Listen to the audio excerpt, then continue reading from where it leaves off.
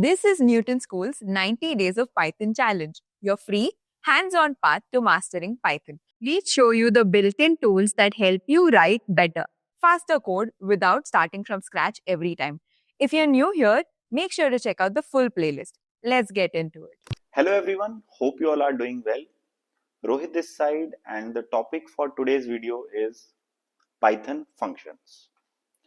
So in any programming language, functions are very important. So imagine you are in a kitchen cooking a dish, right?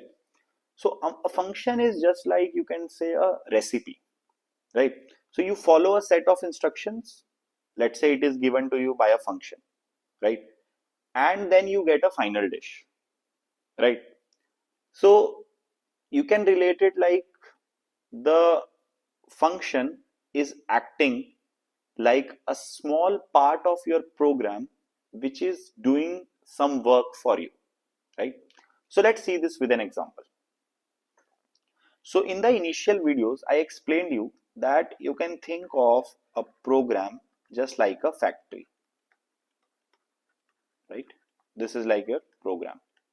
So in factory, what happens is you give some input, and then out of the factory you expect some output. For example, for a factory, the input can be a wood, raw wood, and the output can be a paper. Now inside this factory there will be multiple machines, right? Multiple small machines doing their work, thing like that. So inside this factory there will be one machine, second machine, third machine, fourth machine, and then maybe you are getting the final output. Maybe this final machine is responsible to give paper, and this first machine is responsible to take the raw input wood. But first machine is not able to do the complete work by itself, right? Maybe you can create such kind of machine, but don't you think managing that kind of machine will be complex? Because if that machine will be gone, your whole factory work will be switched off, right? So that's how what happen is there will be multiple machines, they are doing their small work. Maybe this is able to do some task, then this is taking the input from whatever this machine has created and doing another task and doing another task. Just giving an example. So similarly, in a program also, there can be multiple functions which act as a small machines helping that program to complete the work, right? Now let's get back. So that's what we are saying, that we are also able to relate it with the kitchen example, that function is just like a recipe. Now it's not like the function can be a complete recipe for your program. It can be a small, it's doing the small task, and rest is done by maybe some other functions, right? Now let's understand what all are the part of functions, right? Let's see that. So let's say you have a function in a program. Let's say this is your function. The function has a code. Let's say this part is a function. Now function also expects similar to what a complete program expects, right? So a function can take an input, and in return it can give output. So whatever input you give, those are called parameters. Or maybe you can call it attributes as well. Function attributes. And this is called function body. Whatever logic you will run, this is called function body. These are the input to the function. And then in return, function can give an output, that is called return type. So whatever type of data, you know what is data type now, right? So let's say this function returns integer, the return type will be integer, just like that. So let's see this with an example. Okay. So similarly, for a recipe, the parameters are like ingredients, whatever you are saying. So that's like an input for the function. Then the cooking steps are nothing but the actual function, that's a body. And the final dish will be the return value, the return type, right? So whenever you want to make a dish, you follow the same recipe, and you can give maybe the different ingredients. The body will remain same, and then there will be different output, right? For example, if you will have a function where there will be a body. Now, based on whatever input you will give, it will give us different output, right? It's like we were doing till now simple programs, right? If you will give a calculator a plus b, if whenever a and b will be different, the output will be different, right? Similarly, it happens for functions as well. If you will give whatever input you will give, you will get a different output, right? So functions in Python are like superpower, right? You write the code once and then you can reuse it whenever you want. Reuse it whenever you want. For example, let's say you write a function. How to write function, we'll get to it. But let's say there is already a function in your program which takes two numbers a and b and it returns back sum of two numbers. Sum of two numbers. Now let's say you are writing your program and you want to take sum of two numbers maybe in multiple places in the code. So what you will do, okay, you have value x and y, you will do x plus y, then you have a and b, you will do a plus b, then you have m and n, you will do m plus n, right? But this is actually a small code, but think that a function can contain a big code as well, right? A function can manage the calculations, the complex calculations, right? So you can actually reuse that. So rather than doing the sum calculation again and again in my program, I can simply call this function by giving different input, and in return it will give me the sum, as simple as that. So you can reuse those functions, right? How we can do that, we'll see it. So let's visualize this with an example. So let's take two slices of bread, then we add vegetables, add cheese, right?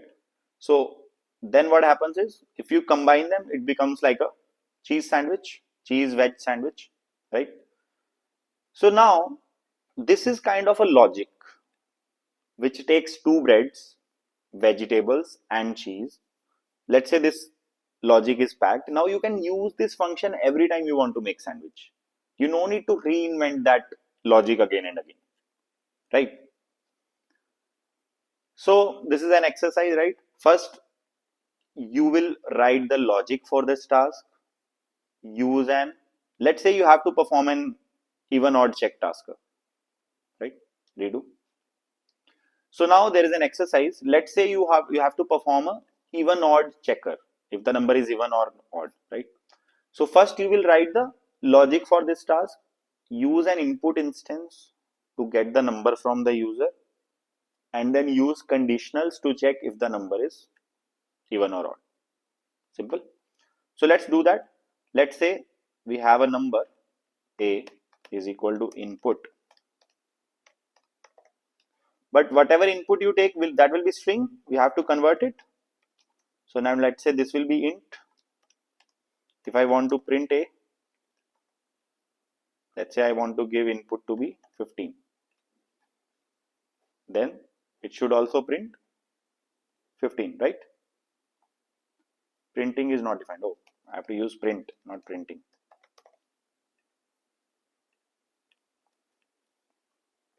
So what happens? It prints 15, right? We have taken an integer input successfully. Now we want to take the input from the user and we want to apply these conditions to check if it's even or odd.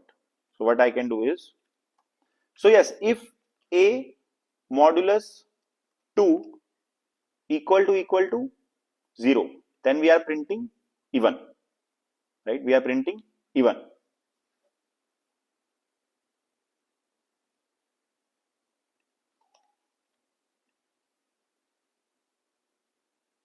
So I think this indentation was missing here. So it was 15, now it will print odd. If I take it to be 16, it should print even, because if you divide it by 2, remainder will be 0, right? So this is how we have did this exercise. Now what are the possible challenges here? You will have to repeat the same process every time you need to perform even odd check in your complete program, right? So just don't think it as a single program. Let's say you have a very big program. This is just 4 or 5 lines of code, right? But let's say you are writing a huge code And everywhere, or maybe let's say in your whole project, there are multiple files, multiple logics. How is it managed? You can ignore it for now. But let's say there are multiple files, multiple logic in your whole project, and multiple places you need this even odd checker. What will happen? You have to write this logic again and again. If a modulus 2 equal to 0, print even, otherwise odd. So rather than that, can't we have it as a single machine, a small machine, which someone can call by giving the number, and then that machine can tell either even or odd, right? So that if you will have it everywhere separately, right, you will not have a good readability because the same code is repeated again and again. You will not be able to do proper debugging, maintenance, scalability, all will go for a toss. The reason is, if for a particular kind of work you need some logic, for example, for even odd checker, this is a logic. Someone can use this logic at a place, but someone can use this logic by mistake doing it differently at some other place, right?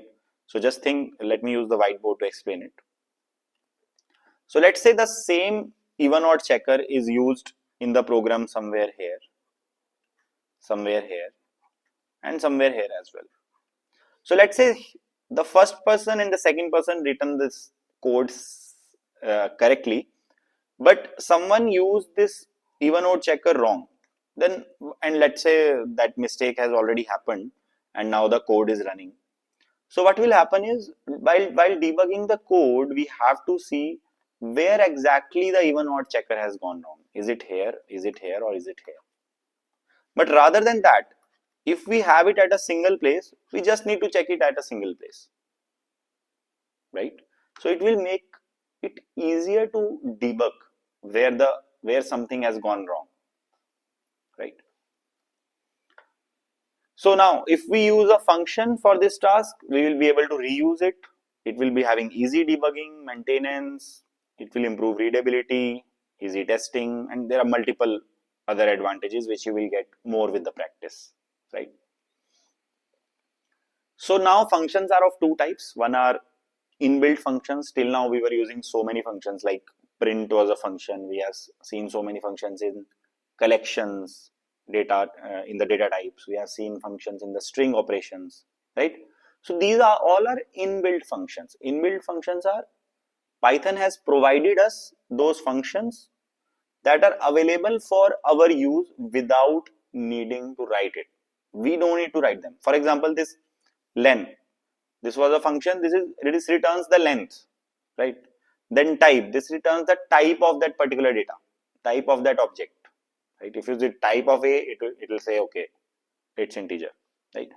Min, it returns the minimum value out of all the values. Max, sum, range. So these are all the functions which are given by Python to us. We don't need to write the logic for them.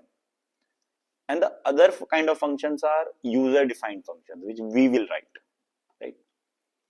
So an inbuilt function is like going to a fancy restaurant and where you don't need to cook your meal, you simply order from the menu and you get it, right? So you are not doing any recipe, you are not doing any algorithm for it.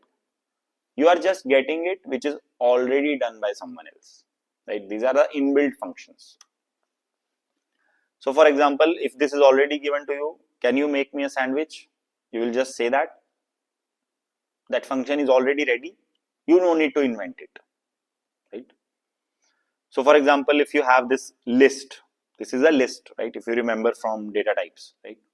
So Python provides several built-in functions that are available to use without needing any import. You don't need to import any functions. The functions are already there. So for example, if you print len of numbers, and now this numbers is nothing but, now you will be able to understand. Len is a function. Inside it, it is taking numbers. Now numbers is nothing but input. What do we call it? Parameters. So here numbers is acting as a parameter for len function, right? So what happens is, len of numbers will return 3. Then that 3 is acting as a parameter for print. 3 is acting as a parameter for print function, right? So this is how the inbuilt function works. You've just unlocked some of Python's smartest shortcuts. Keep this streak going, like, comment, and share with someone learning Python too.